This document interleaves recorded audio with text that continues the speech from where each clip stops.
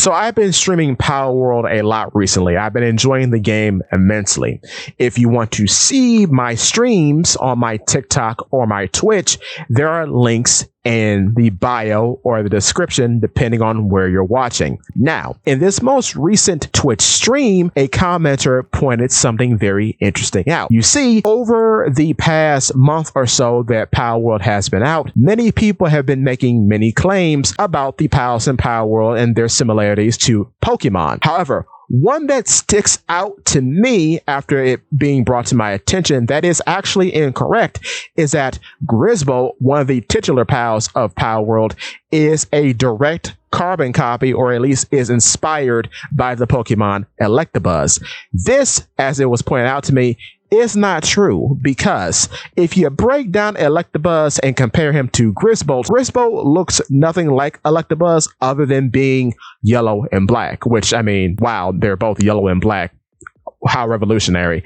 But the thing about Grisbo is that if you were to compare it to any other pre-existing character, the most obvious comparison that you would come to is that it looks like Totoro from the Studio Ghibli film My Neighbor Totoro. It's just a more, I guess, sinister or tough looking version of Totoro.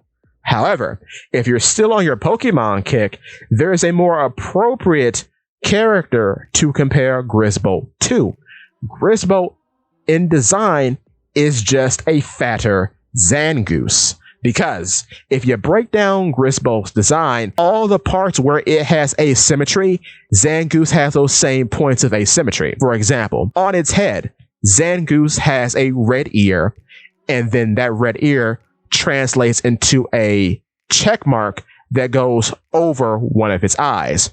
Grisbo has the same thing, as it has a black marking in the corner of its mouth. We just moved that point of asymmetry down. Then Grisbo, like Zangoose, has sharp, prominent claws. The only difference is that while Zangoose has 3 appendages on its hands, only 2 of them have sharp claws on them, whereas with Grisbo, all of its claws are sharp on its paws. It has 3 sharp claws.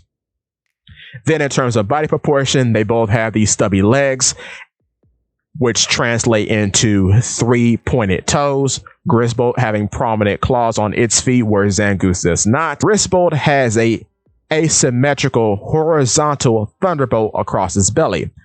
This is a lift from Zangoose's design, who also has a zigzag across its torso. Whereas the aforementioned Electabuzz, though it has a zigzag on its torso, its zigzag is going down. It's vertical, not horizontal. Lastly, Zangoose has a long, puffy tail. This is just shortened on Grisbo. Whereas with Electabuzz, Electabuzz has a tiger's tail or a cat's tail. It's very long and stringy and flexible looking.